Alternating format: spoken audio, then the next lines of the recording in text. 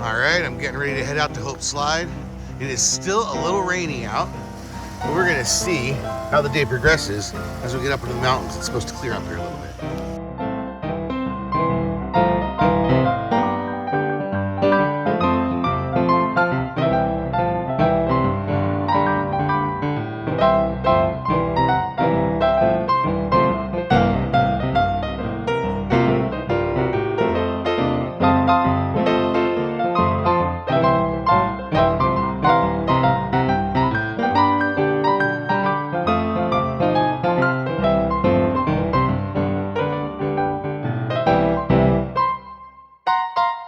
Well, today we're gonna head out to Hope Slide. The main reason I'm heading out there is to try out my drone some more.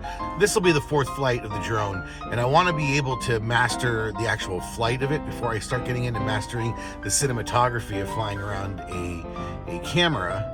And so the idea here is I'm gonna go to Hope Slide, which I'll talk about in a minute, and it's a really grand open area, so I should be able to fly the drone without any trees or anything around, and I know it's in a good, fly zone with no flight restrictions. So I think I'm gonna head out there for a couple hours. It's also a great place to camp, and so we're gonna talk about that.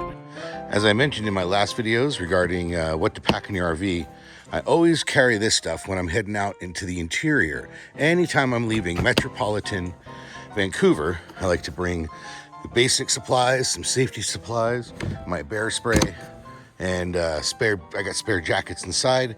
Always, if you're leaving the city or any kind of major metropolitan area in Canada, always bring extra safety gear. So today we're heading to Hope Slide. It's a place I've camped before. It's not an official campsite or anything like that.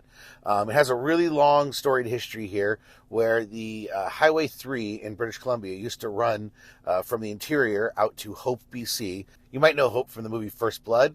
As you approach Hope, you come to the Hope Slide, and it's like one of the largest or second largest ever recorded landslides in British Columbia history. It's massive. An entire side of a mountain came down.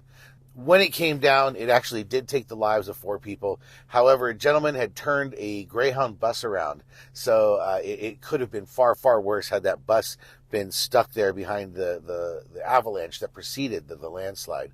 But yeah, unfortunately, 4 people lost their lives there, and only 2 people were found. So where we're going to be going, there's like 150 feet of rubble that we'll be on top of, and somewhere under there is unfortunately 2 souls that passed.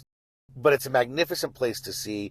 The sense of scale is really overwhelming when you see the size of the rock slide. And because it's a rest area, it's a place that I've often stopped on my way home after a trip or on my way out. If I leave in the evening, I'll often leave and then stay here and camp overnight. It's a place to boondock.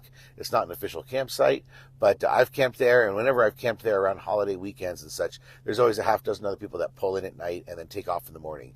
It's certainly not a place to camp more than overnight.